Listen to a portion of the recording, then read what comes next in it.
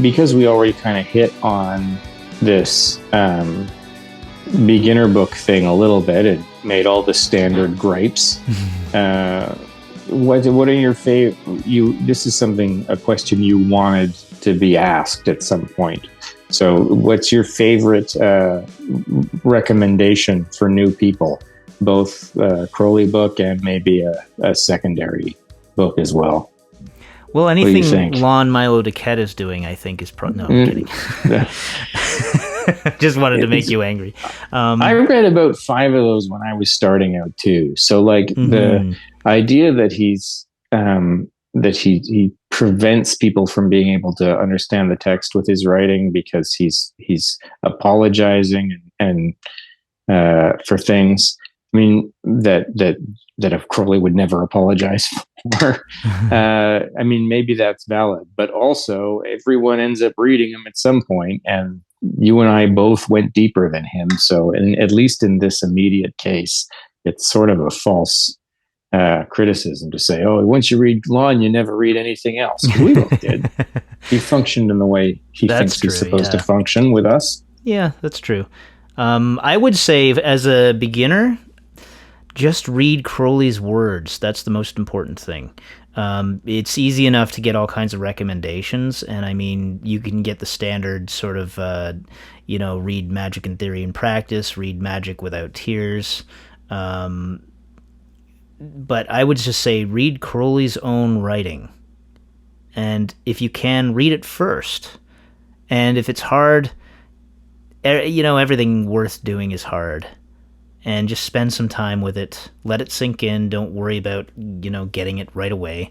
And if it's not that hard, I find with Crowley, he was capable of writing with different layers because he was speaking to, with all this vast knowledge of things, and he was just bringing it up constantly so that for people who are coming into the subject matter, who aren't steeped in it already, it can be a little overwhelming, and that's all. So what all that really means is that you can keep coming back to it and getting more out of it and being able to, delve deeper into it and that sort of thing, and it can continue to grow with you. But I think the most important thing is if you just read Crowley's own writing.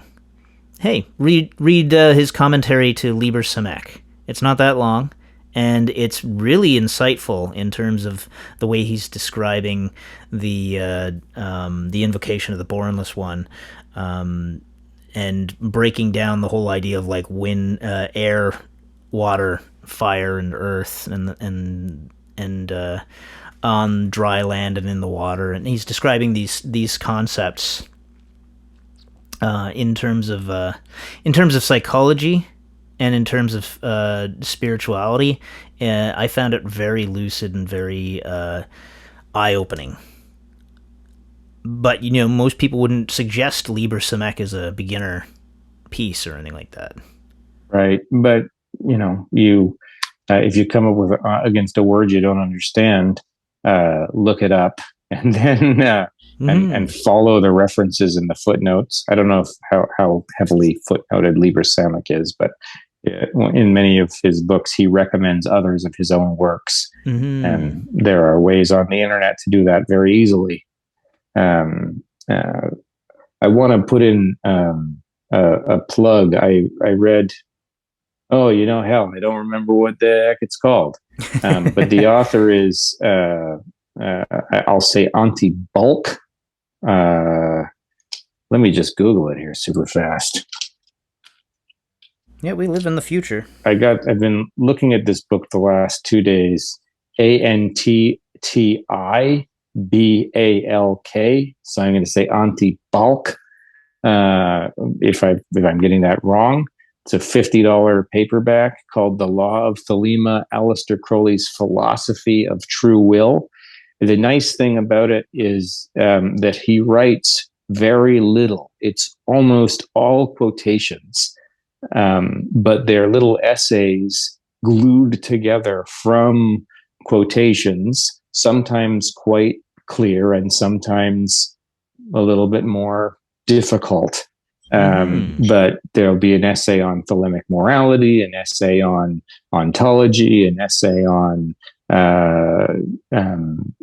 the one I'm reading right now is on prophecy, and it's a monumental achievement. There's bits pulled from, say, a dozen or so of Crowley's more prominent writing, stuff from the Confessions, stuff from the New Comments, stuff from the Temple of Solomon the King, all organized together in these essays on subjects. So if a person wants to know what the Thelemic position on X or Y topic is, they can look it up and read 12 pages of just Crowley quotes about that one subject with very minimal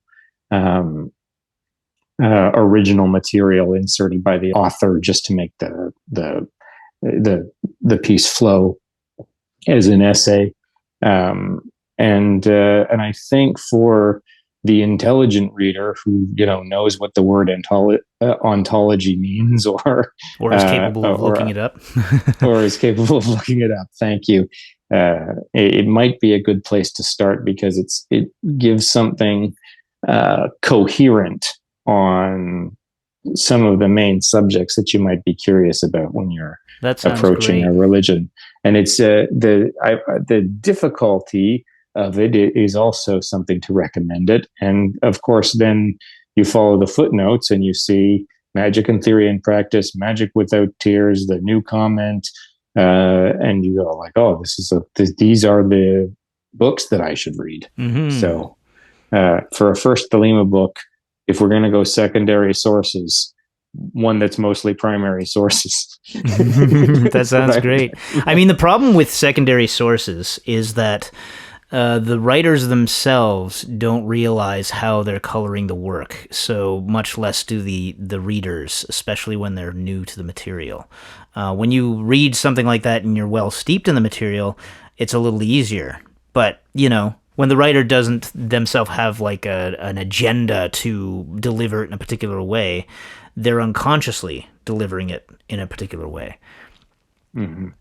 And that carries a lot with it. So it's always better to go back to the original material. And I mean, there's all kinds of Thelemites out there. There's all, people who downplay Crowley and go just to the Book of the Law. There's people who are just completely about Crowley. There's people who are anything in between.